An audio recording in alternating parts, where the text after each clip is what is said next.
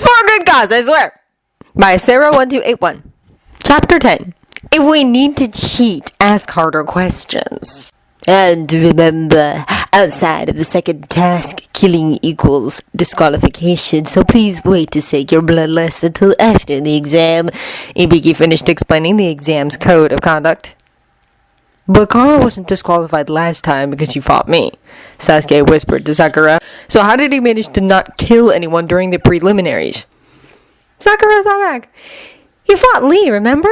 He crippled him and Lee had to undergo that life-threatening surgery and rebuild all his skills from scratch. Sasuke shook his head. No, I had my own medical issues I was dealing with back then. Instead of your current seating arrangement, you will be assigned a number, Ibiki explained. Please form a single file line. Once again, everyone was split up, and once again, Naruto was seated next to a fellow rookie. Unlike before, however, it wasn't Hinata.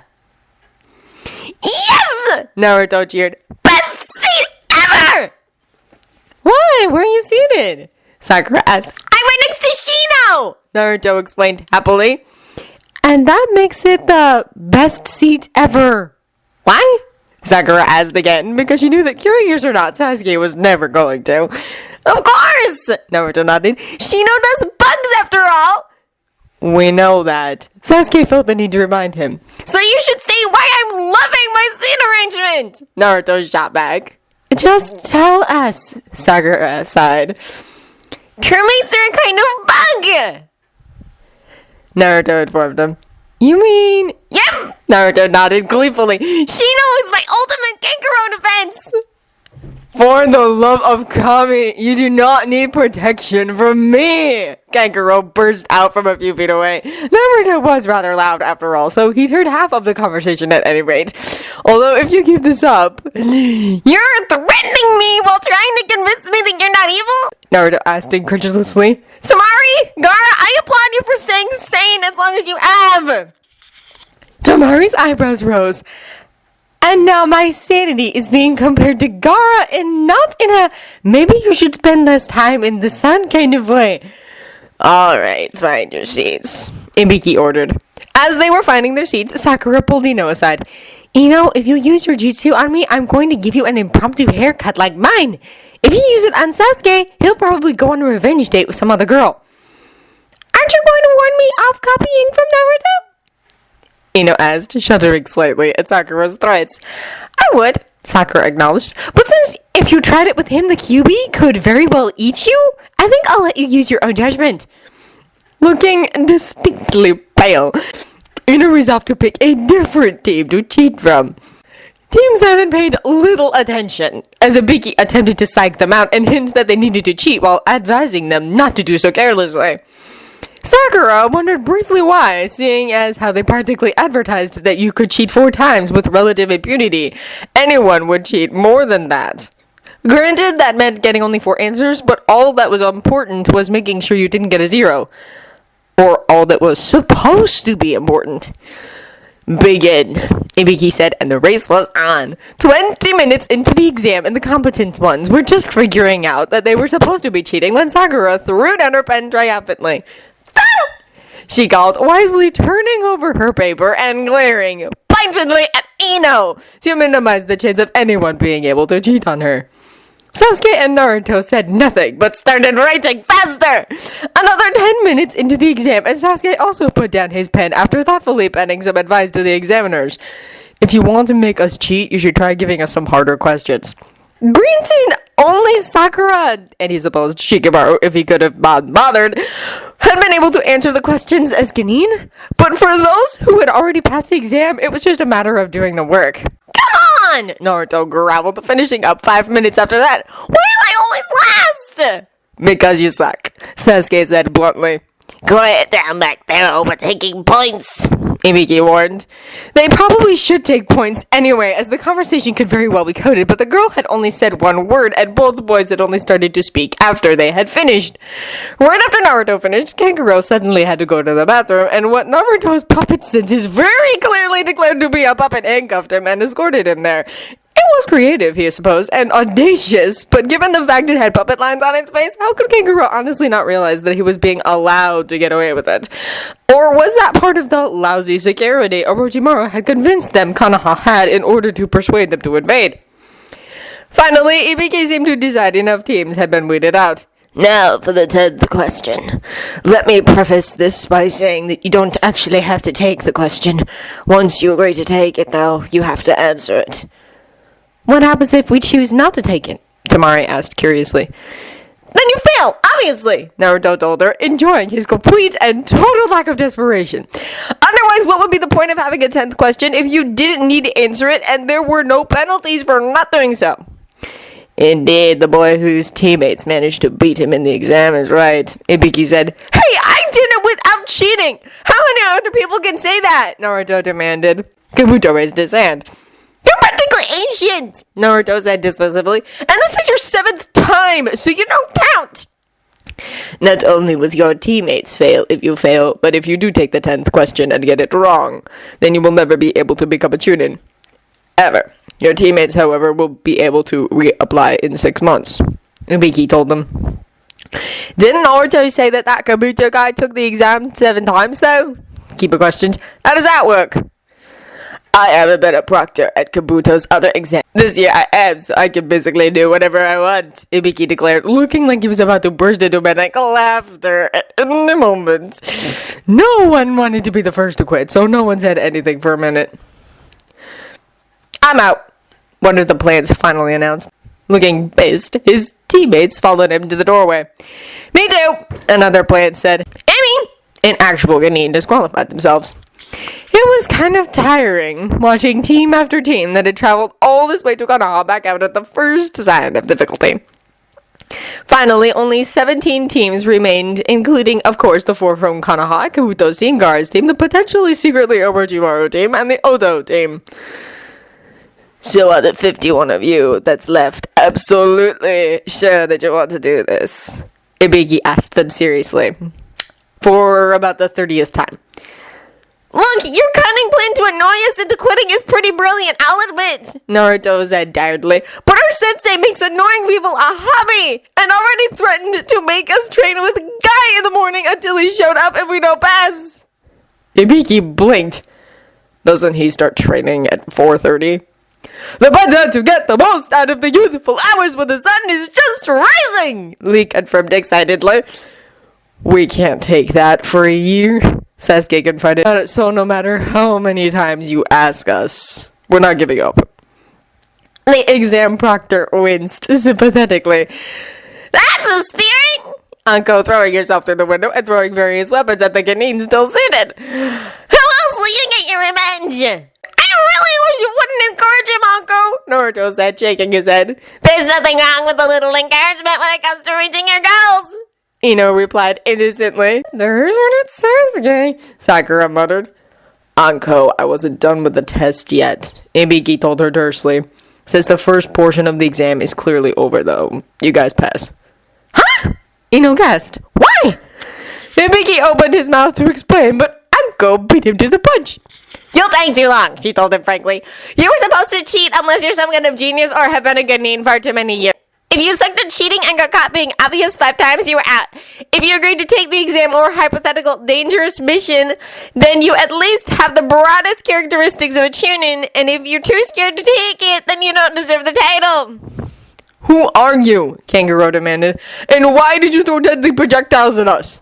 I'm Anko, and I'll be your second exam proctor, Anko announced. As for why, well, if you let it hit you, then you wouldn't be ready to be Chunin. So you tried to kill us? Kangaroo replied. I'll get points. You haven't signed the waivers yet, Anko mused. Well, follow me and we'll get right to that. Is it too late to quit? Kabuto asked. Yes, Anko snapped. But don't worry, you'll get a second chance after the second exam.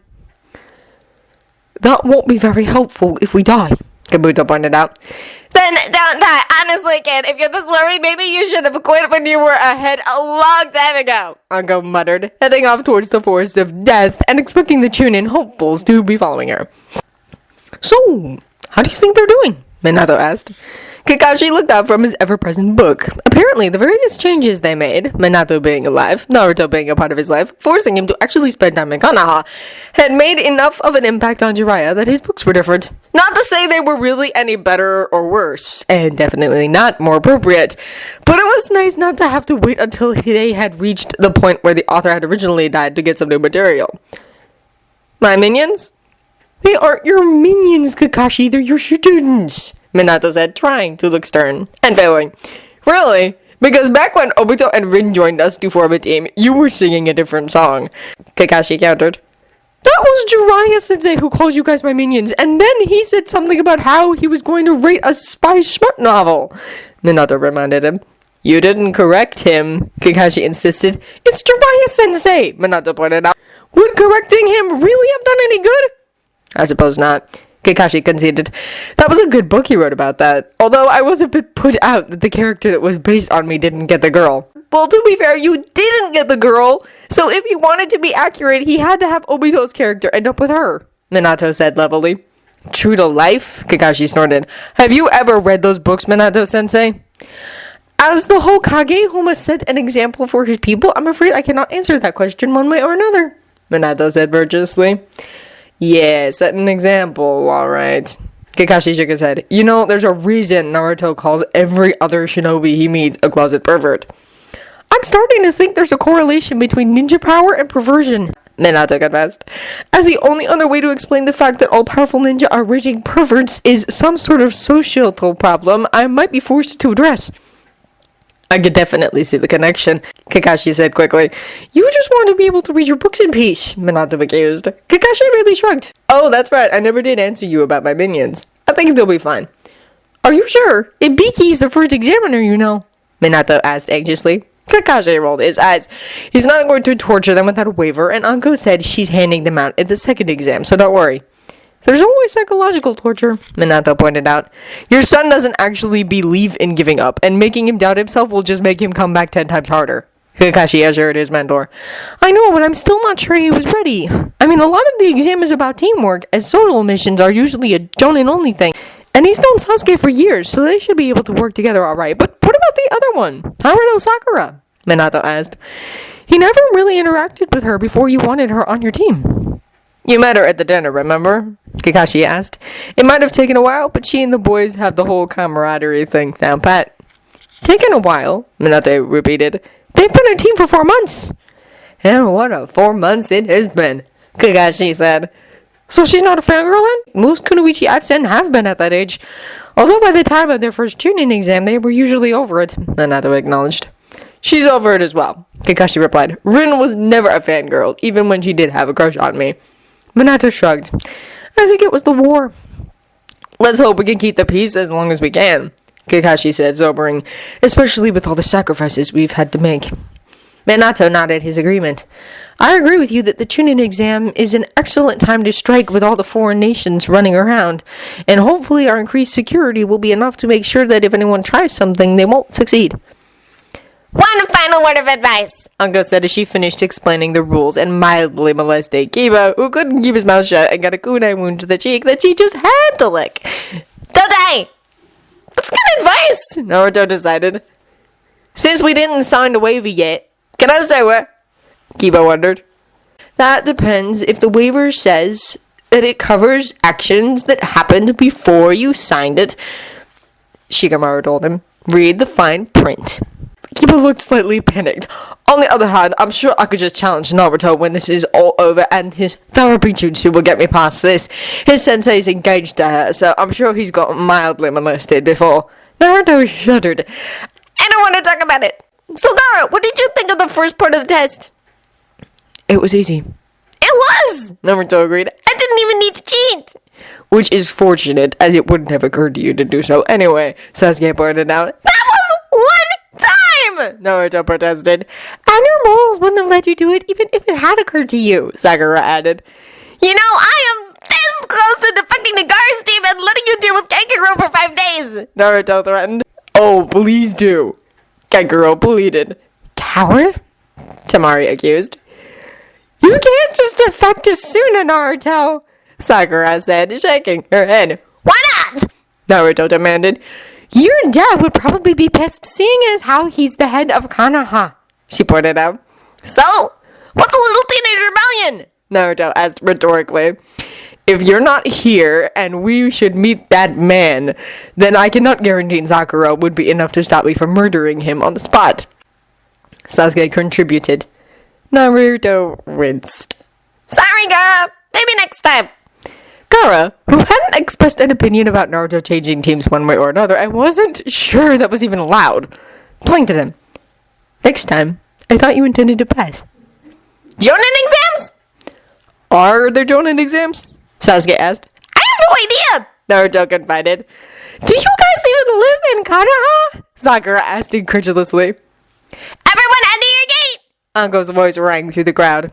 Gotta go, guys! Naruto said, waving goodbye to the Sand siblings. Good luck, Tamari! Why's that? She demanded. You think I'm weak? Oh, Kami, no! Naruto shook his head. But you're going to be stuck in there for 5 days with your psychotic younger brother! Still, at least you have Gaara! Okay, first I'm evil, now I'm psychotic. I am never coming back here again. Kankuro swore. Gaara, meanwhile, was considering building a vacation home there. These people were clearly a lot thinner than those he'd left behind in Suna.